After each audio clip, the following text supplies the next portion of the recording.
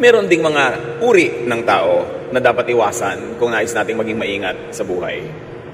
As much as we avoid danger, there are also some types of people to avoid. And may the Lord bless us as we ponder 5 types of people to avoid in order to lead godly, peaceful, and fruitful lives. Dear God, we thank you for today. We thank you for health. We thank you for life. Patawarin niyo kami, Panginoon, sa aming mga iniisip na hindi mabuti, mga nagagawang masama.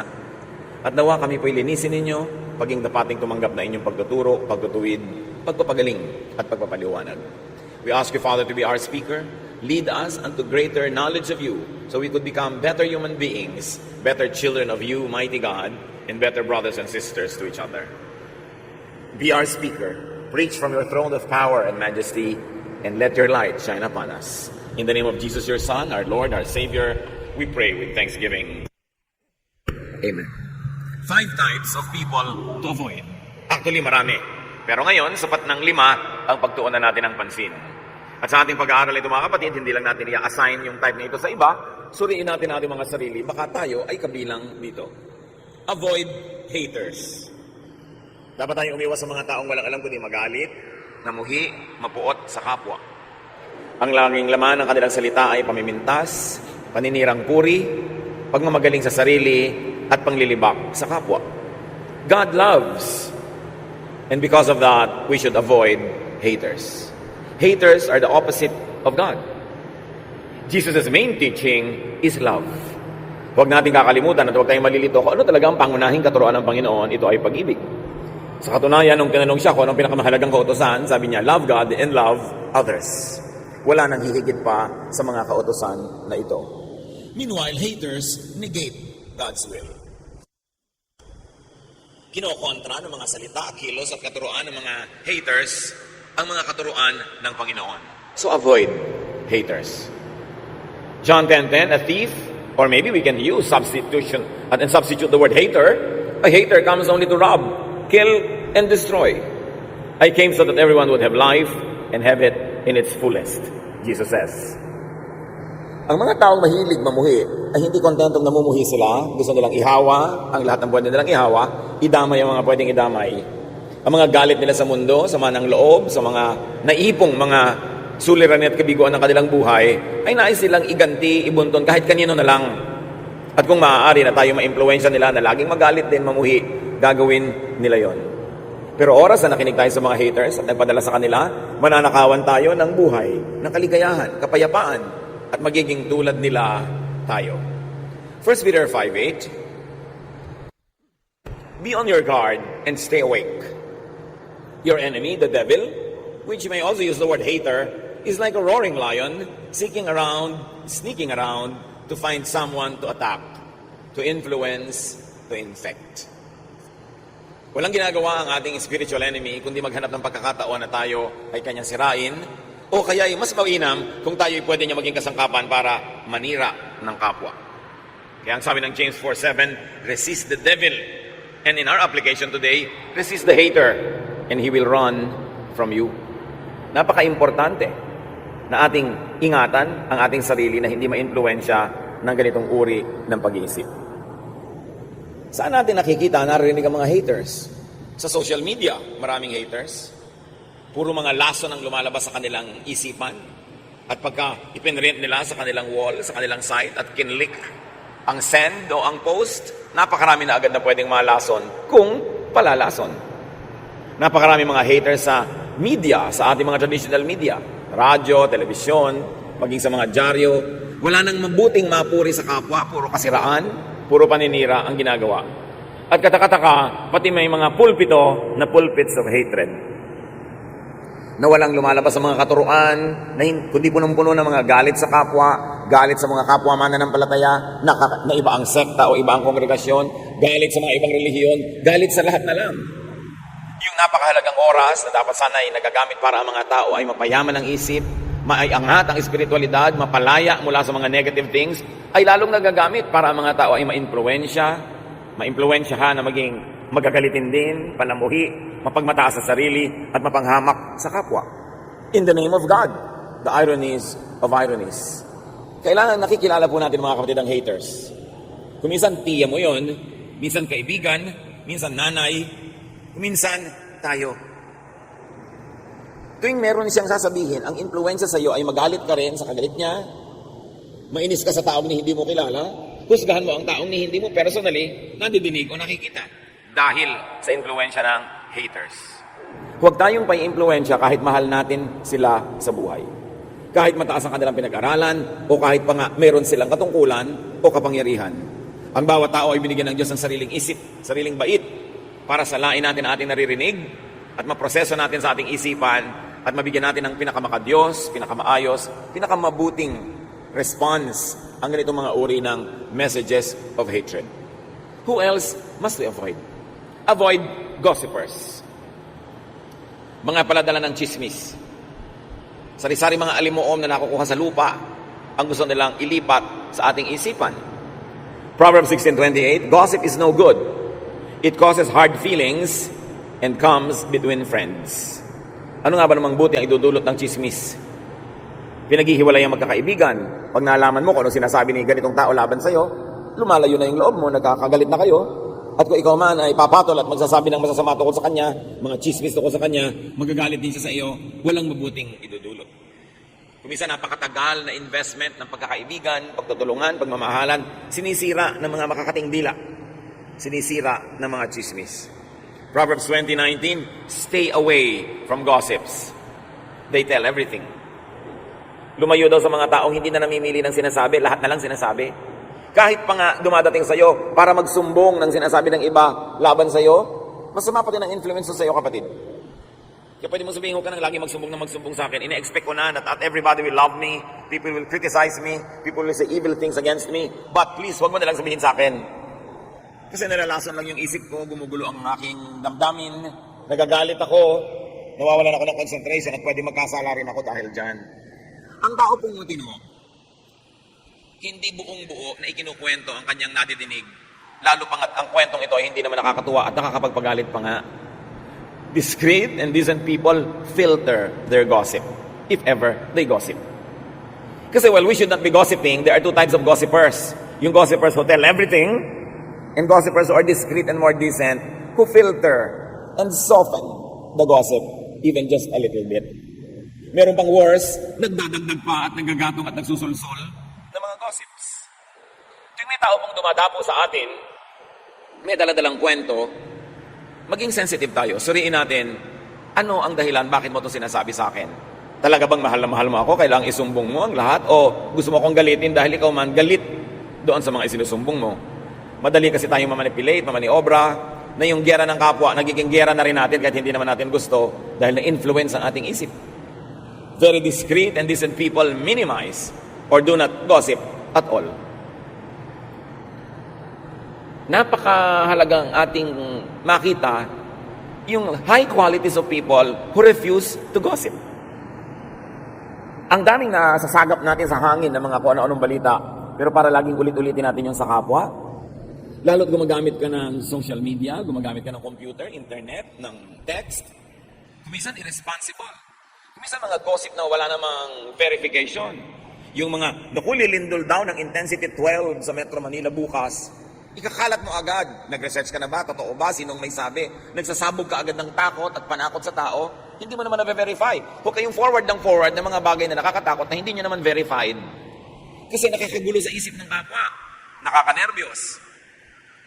Kaya tuwing may nagpapass on yan at nagtatanong, meron daw po dito na lindol na darating next week. So, hindi na pe-predict ang lindol. Ilang beses na ba kayong kailangan mag-aral from volcanologists? Typhoon, yes. Storms, yes. Pero lindol, hindi na pe-predict. Kaya pag may nagpe-predict yan, tulad yung nagpe-predict na darating si Jesus sa ganung petsa, huwag kayong maniwala kasi sabi sa Bible, walang nakakaalam kung kailan mangyayari ang ganung bagay. Bakit pinapayagan natin? Magulo pa tayo ng mga bagay na hindi naman dapat nakakagulo kung nag-iisip lang tayo ng konti. Tapos hindi mo na iniisip, pass ka ng pass, forward ka ng forward. Lason pa lang ipinapadala mo sa kapwa. Psalm 101 verse 5, anyone who spreads gossip will be silenced, and no one who is conceited will be my friend, God says. In His majestic ways, God will silence gossipers. Hindi natin laging alam kung paano patatahimikin ng Diyos at ititikom niya ang bibig ng mga mahilig magchismis. Pero meron tayong sariling alam na paraan para paano mapapatahimik ang gossipers. By avoiding them. By refusing to listen to them, and even more, by refusing to repeat to others what they tell us. Kailangan tanggihan mong pakinggan ang chismis. Kung tumatanggi ka na tambakan ng kapitbahay mo ng basura ang iyong bakuran, trash yun eh. Dapat tumanggi ka na tambakan ng kapwa mo ang iyong tenga ng basura. Alam niyo po ba ang tenga napakalapit sa utak? Ang lapit. Kaya pag pumasok sa tenga, nasa loob na agad ng utak. Anong mga basura ang pumapasok sa ating tenga? Mga basura ng haters, mga basura ng gossipers, it will poison our minds. And you can very well know if the mind is poisoned. The language and the vocabulary gets poisoned as well. The behavior, the thinking pattern gets poisoned. Kaya iniingatan. Hindi tayo nagpapapasok ng anumang marumi sa ating tenga. Gusto niyo bang may pumasok na langgam sa inyong tenga? May pumasok na insekto, mikrobyo, maruming tubig, asido, and yet we allow a lot of gossip and hateful words to enter our ears. Kailangan bantayan. At kailangan kung sakaling nakapasok, huwag nang ilabas sa ating bibig. Sirain na, wasakin na in the realm of thought so that we don't become instruments of the devil. We don't become extensions of hell and extenders of hell also. Avoid tempters. Mga mapanukso. Proverbs 5:7-8. My son, listen to me and do everything I say. Stay away from a bad woman. Don't even go near the door of her house. Siyempre, pwede mo sabihin, stay away from a bad man or a bad activity or habit, a bad social media post or wall or site. Dati kasi kailangan maglakbay ka pa para ka matukso, maglakad ka pa para may mapuntahan. Pero ngayon, because of the social media, because of the internet, isang bukas ng computer, 2-3 click, nandun ka na sa pinto ng bad woman or bad man. At hindi ka lang nasa pinto, nasa kaloob-looban ka na ng kanyang bahay. Kaya ingatan. Ingatan kung anong mga pinupuntahan nating mga websites. Ingatan kung anong mga pinapanood, pinapakinggan sa social media. Dahil yan ngayon ang napakabisang kasangkapan ng tukso. Matthew 6:13, keep us from being tempted and protect us from evil. Isang major component ng prayer. Ipanalangin natin mga kapatid that with the availability of all of this technology, all the gadgets, and all the channels that we can subscribe to, visit, watch, hear, that we watch ourselves, that we exercise self-censorship, that we exercise self-control. Napakaraming mga lagi nagtatanong sa akin na paano nila pipigilin ang kanilang anak, ang kanilang asawa, ang kanilang mga kaibigan na mahumaling sa mga tukso na nasa internet. Pati mga online gambling. Kahit innocent-looking games, pero addictive. Hindi na makapagtrabaho, hindi na makapagkwentuhan sa mga mahal sa buhay. Wala nang panahon para sa ibang bagay kasi puro na lang yung gadget ang kaharap. When these things deprive you of your precious time to do good, to be good to others, they become instruments of temptation. May deception involved. Dapat maging mapanuri. And then avoid neggers. Ano ba yan? Negative talkers. Yung pessimists na tinatawag, napakadilim ng paningin sa mundo, lahat pangit ang interpretasyon. Yung mga discouragers, ayaw kang patuloyin na hanapin ang iyong mga pangarap. Ayaw kang magbigyan ng lakas ng loob na to achieve, to try things. Iwasan yung mga fault finders. Sa ginagawa naman ng kapwa, laging may maganda at may mali. Pero pag lagi yung mali, pangit ang tiningnan mo, papangit ang pananaw mo sa sangkatauhan. Avoid complainers. Ito yung kaharap mo, reklamo. Lagi na lang may complaint. Lagi na lang may discontentment. And then avoid catalysts of discontentment. Yung masaya ka na, sisirain pa niya yung saya mo para ka maging unhappy. Sisirain niya yung moment mo. Nagkaroon ka bigla ng boyfriend, sisirain agad ang loob mo, naku, magkakahiwalay din kayo niyan. Yung mga lagi ng discontentment, o bakit ganyan ang napili mong boyfriend, may ganito, may ganun, pintas agad. Mga discontented people who are never happy to see others become contented. Avoid agents of hopelessness and gloom because they darken your vision. They darken your outlook. They darken your life. Mahirap na lagi tayong may ganyang kausap. Hindi mo napapansin, negative ka na rin. Wala nang mabuti sa sangkatauhan, lagi na lang masama. Wala ka nang pwedeng magandang asahan, puro na lamang nakakatakot at malungkot.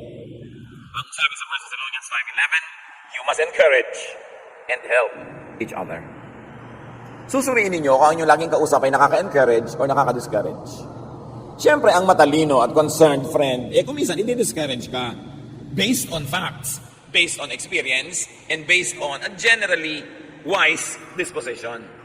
Pero may mga tao rin na ang buhay nila tadtad ng kabiguan, tadtad ng lungkot, tadtad ng frustration. Ganun na ang buong pananaw nila sa buhay. Yun ang iwasan yung maka-influensya sa inyo. So kung ang mga tao ay nagbibigay sa inyo ng discouragement at encouragement, tingnan nyo ang percentage. If most of what you get from people is discouragement, these are the types of people you should avoid. Iwasan nyo rin naman yung 100% tulak ng tulak sa inyo, sulsol ng sulsol na encourage kayo, gawin kahit anong gusto nyo. Kasi hindi rin nag-iisip yon. So dapat mga 85% nang-encourage. In mga 15, 20, dinidiscourage ka, na may point naman, then pwedeng pagtiwalaan ng payo ng ganung mga tao. Matthew 17:20. Sabi ng Panginoong Jesus, if you have faith as small as a mustard seed, you can say to this mountain, move from here to there, and it will move. Nothing will be impossible for you. Kaprasong faith can achieve much. Huwag kayong papayag na inyong faith, inyong pag-asa, yung inyong energy, tanggalin ng mga negative thinkers. Huwag kayong pumayag na inyong pananalig, tanggalin ng mga walang pananalig. Na ang inyong pananampalataya, ipahinain ng mga ayaw manampalataya. Kasi ang pananampalataya, kayamanan. Yan ang pinakamahalaga nating kayamanan. Because only faith can move mountains. Not even all the money in the world can move mountains. Not even all armies in the world can move mountains. But faith, even just the size of a mustard seed, according to Jesus, can accomplish much. So seek people who encourage faith. Makibarkada kayo, makipag-usap, makigrupo sa mga taong nagpapalakas sa inyong pananampalataya, hindi doon sa nagpapahina. Makinig kayo doon sa nagpapainit ng inyong paglapit sa Diyos kaysa doon sa mga nagpapalamig. Makinig tayo doon sa nagbibigay sa atin ng pag-asa, hindi ng takot. Dahil ang taong natatakot, lalong natutupad yung kinakatakutan niya. Seek people who encourage faith because they empower you. Seek people who empower, not those who weaken you. Not those who weaken your resolve. Not those who blind you with their bitterness. Not those who will discourage you from loving, from believing, from hoping. These are the people who will set you back. They are not happy being set back themselves. Magdadamay at magdadamay sila. Avoid people who negate faith, who weaken you. Yung gustong sirain yung pananalig mo, wala naman siyang ipapalit na superior. Gustong sirain ang pag-asa mo, wala naman siyang ibinibigay sa ibang pag-asa. Yung gustong pigilin ka sa ginagawa mo, wala naman silang ibinibigay na alternative na pwedeng gawin na mas mabuti. Na pag nakinig ka sa kanila, you will just stop in your tracks and drop dead. Wala namang ibang ipinapalit. Makinig sa mga taong may bagong ideya. Kung yung ideya sound, maganda, nakakapagpalaya, nakakapagpayaman ng isip, nakakapagpabait, maganda yon. Pero yung pinipigil ka sa pananalig mo, pinipigil ka sa inaasahan mo, wala namang ipinapalit na maganda, anong ipapalit niya? Vacuum, emptiness, bitterness. Be careful. And avoid naggers. Yung mga yakiti-yakit na, walang tigil ang bunganga, daldal ang daldal. Hindi naman lahat ng nagger, ibig sabihin lang pinapagalitan ka o sinisita ka. May mga nagger na wala lang tigil ang kadadaldal. Parang makina ang mga bibig. Nakakapagod kasama. Meron ba kayong kilalang ganun? Nakakatakot makasabay mag-lunch dahil talagang pagod na pagod ka dahil kupang nagbuhat ng krus sa kalbaryo. Dahil wala kang ginawa kundi makinig sa kanyang non-stop talking, walang koma, walang period, hindi ka makasingit. May kilala kayong ganon? Avoid. O baka kayo yun. Pag iniiwasan kayo ng mga tao, naglalakad kayo, papaliko sila kahit dediretso dapat nung makita kayo, lumiko. Baka tayo yun, nakakapagod ka usap. Magkukwento ka lang ng isang bakasyon mo, 10 bakasyon niya ang katumbas sa ikukwento niya. May sasabihin ka lang tungkol sa husband mo, dadaigin niya ng tungkol sa husband niya. Laging panalo siya, ang dami niyang sasabihin. May isa ka lang tanong, ang dami-daming sagot. Nakakapagod. Sabi ng Desiderata, avoid loud and aggressive persons. They are vexations to the spirit. Nakakaligalig, nakakalito, nakakagulo ng espiritu ang sobrang madaldal. Proverbs 27:15, the steady dripping of rain and the nagging of a wife are one and the same. Siyempre, male point of view yan kasi male yung sumulat. A female can also say that a steady dripping of rain and a nagging husband are one and the same. Because there are nagging husbands. Just in case wala pa kayo nababalitaan, meron. Kung may mga nagger na babae, may mga nagger ding lalaki, nakakapagod din in the same way. Proverbs 21:9, it is better to stay outside on the roof of your house than to live inside with a nagging wife or husband. Ang mga roof kasi sa Middle East, flat. Pwede kang tumira, hindi ka mahuhulog, hindi ka tulad ng mga roof natin. So sabi, mabuti pa doon ka na lang tumira sa bubong, kahit maginaw o mainit, kasi nasa loob ka nga ng bahay, ang kasama mo ng mga asawa, walang tigil ang bunganga. Nakakapagod, nakakarindi. No? Proverbs 21:19, it is better out in the desert, o mas malayo na to, than at home with a nagging, complaining wife or husband. Lagi lang lalagyan ng kabilang kasarian. Kasi universal naman ito para sa lahat ng tao. Or a nagging mother. Or a nagging friend. Or companion. Minsan, naglalakbay ako nung araw pa, estudyante pa ako, I was traveling, and I had the misfortune of sitting next to a couple na yung wife, walang tigil ang yakiti-yakitak. Dumating ang kape na isinerve ng stewardess, yakiti-yakitak siya. Kahit ano, hanggang bumaba ka na, may reklamo siya sa airport, man, everywhere. Nakasabay ko pa sa barko. Kasi naglalakbay ka nga, may lipad. Sila na naman. Kasunod ko pa sa pila. Nangyari pa, nakapila ako, may biglang umuna sa akin na nagmamadaling nanay. For whatever reason, na may bitbit na bata at mga bag ng mga gatas. Sabi ba naman ng babaeng nagger na nasa likod ko, hindi na ako yung asawa niya, ha?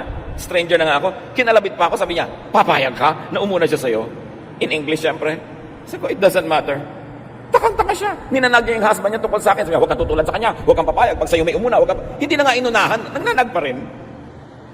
May ganong tao. Ang tanong, baka tayo yon. Walang tigil ng kapo ko na dito, reklamo doon. So what to do in life? How to live? Ang iksi-iksi ng buhay, pupunuin mo pa ng mga negative. Sayang naman ang time. Psalm 90:12, teach us to use wisely all the time we have.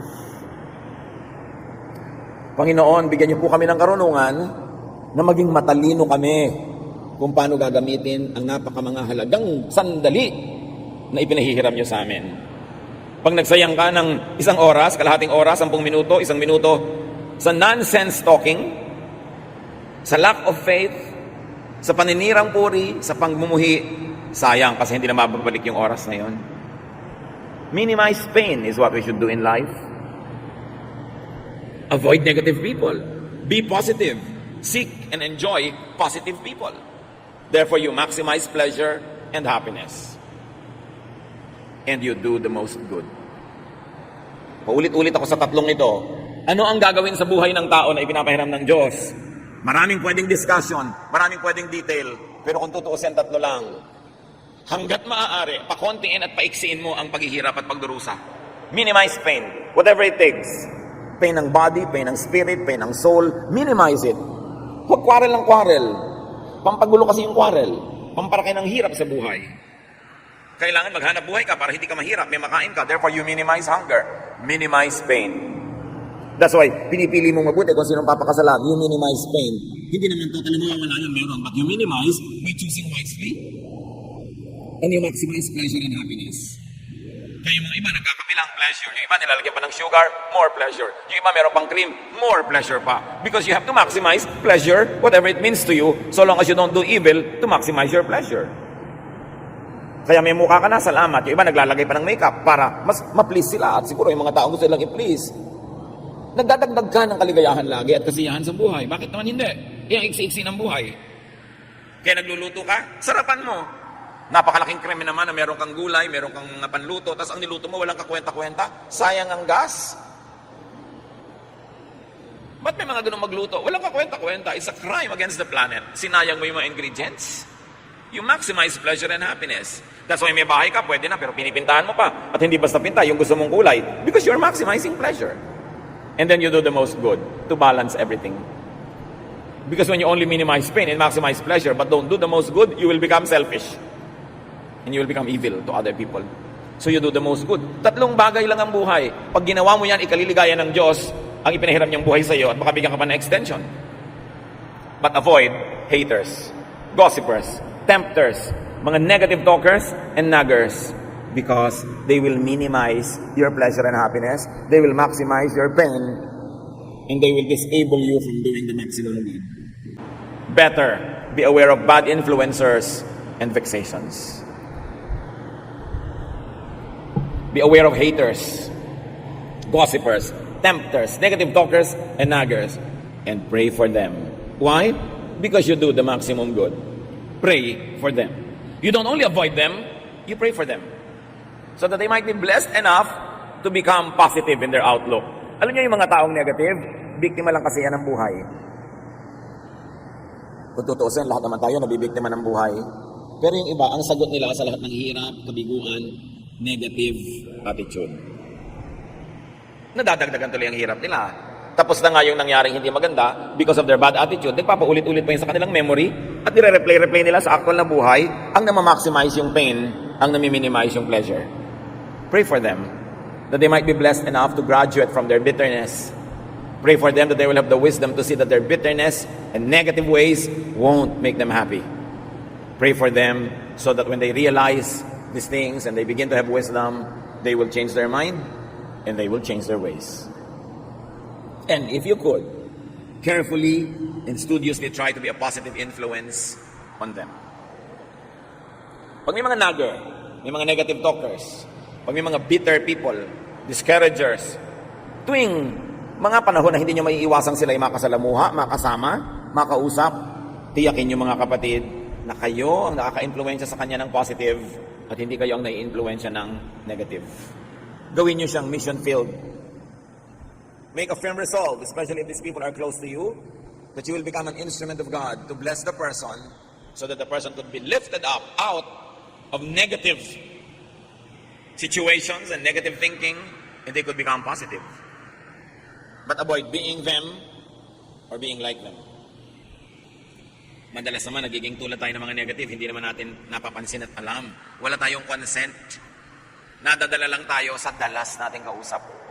And because we don't put safeguards in our ears and in our eyes, we could get influenced by poisonous people.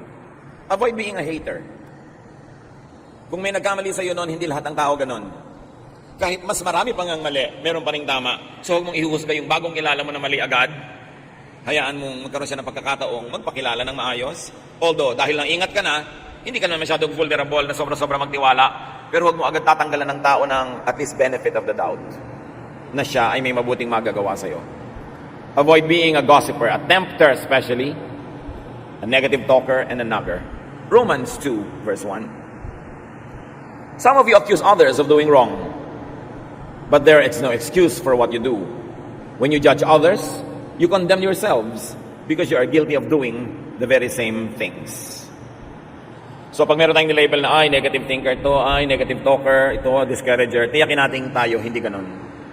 Kasi yun yung tinatawag na talbog sa akin, dikit sa'yo. The judgment that you throw at people will bounce back to you if you are doing the same thing. So let us always examine ourselves first.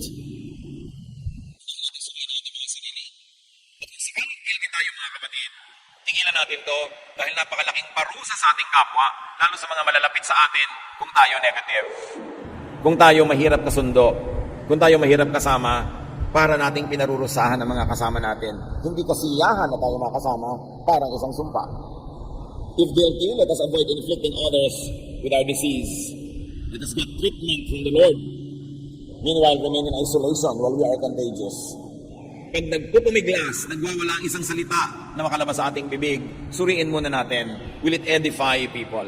Makakabuti ba sa makakarinig? Makakabuti ba doon sa pinag-uusapan? Makakabuti ba sa inyong sariling puso at relasyon sa Diyos? At pag hindi, wasakin ang salitang ito at huwag itong payagang mabuo at lumabas pa sa ating bibig. And very, very importantly, choose your company ever very carefully. Because bad company ruins our morals. Kung minsan nagkakaroon tayo ng mga masasamang ugali, influence lang ng iba. Suriin natin mga kapatid.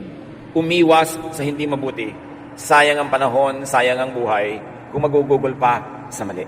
Panginoon, ituro niyo sa amin ang tamang daan, maging sa maliliit na mga detalye ng buhay na pang-araw-araw. maging sa mga bagay na hindi naman theologically big, pero may kinalaman sa aming kasiyahan, kaligayahan, kapayapaan, at maging sa kasiyahan, kaligayahan at kapayapaan ng aming kapwa.